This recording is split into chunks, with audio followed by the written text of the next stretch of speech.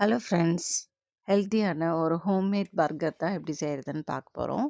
பர்கருக்குள்ளே வைக்கிற ஸ்டஃபிங் பார்த்தீங்கன்னா, சிக்கன் தான் எடுத்திருக்கேன். அதில் எல்லா தூளும் ஸ்பைசஸ்லாம் ஆட் பண்ணிவிட்டு ஒரு 10 நிமிஷம் ஊற வச்சுக்கோங்க.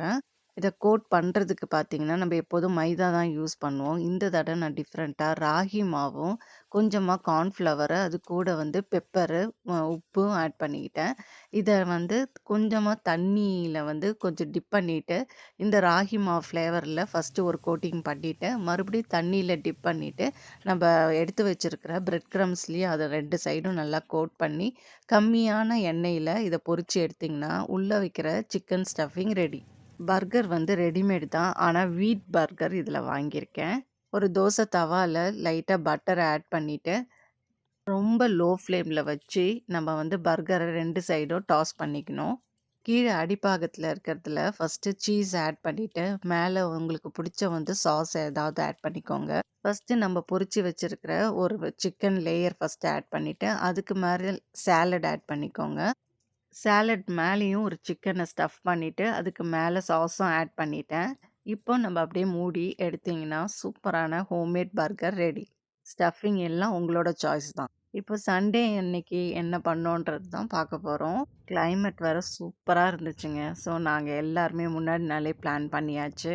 எங்கேயாவது பிக்னிக் போகலாம் அப்படின்னுட்டு. எங்க வீட்டு பக்கத்திலேயே பார்த்தீங்கன்னா, ஒரு 20 நிமிஷம் தான் டிராவலிங் இருக்கும். அங்க அவ்ளோ ஒரு சூப்பரான ஒரு ஸ்பாட் இருக்கு. எங்க ஃபேமிலி 4 பேரு. எங்க கூட சித்தி, சித்தியோட பசங்க, இவங்க எல்லாருமே சேர்ந்து தான் நாங்க பிக்னிக் போனோம். நல்லா ஃபுல்லும் பச்சை பச்சேன்னு எல்லாம் லேக் வியூவோட செமையா இருந்துச்சு. நாங்க என்னென்னலாம் செஞ்சு எடுத்துட்டு வந்தோன்ட்டு பார்க்கலாமா?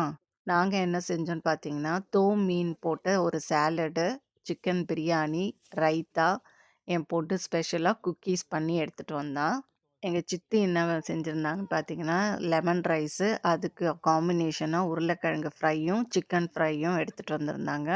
சித்தி பொண்ணு விஜயா வந்து என்ன செஞ்சிருந்தான்னு பார்த்தீங்கன்னா, ஒரு பீட்ரூட், குக்கும்பர்லாம் போட்ட ஒரு சாலடு, பனானா கேக்கு, ரெஃப்ரெஷிங்கான ஒரு ஃப்ரைஸ்லயே வந்து லைம்லாம் போட்ட மாதிரி ஒரு ஜூஸு, சமோசா, அப்புறம் இன்னொரு சித்தி பொண்ணு வந்து கனி, வந்து எக் பப்ஸு, இந்த மாதிரி எல்லாருமே டிஃப்ரெண்ட் வெரைட்டியா செஞ்சு எடுத்துட்டு வந்து எல்லாத்தையும் டிஸ்ப்ளே பண்ணிட்டு, கொஞ்சம் கொஞ்சமா தேவைப்படும்போது சாப்பிட்டுக்கிட்டு, கார்ட்ஸ் வேற எடுத்துன்னு வந்திருந்தோம். எல்லாம் குரூப்பா விளையாடி செம்ம ஹேப்பியா போச்சு எங்களுக்கு.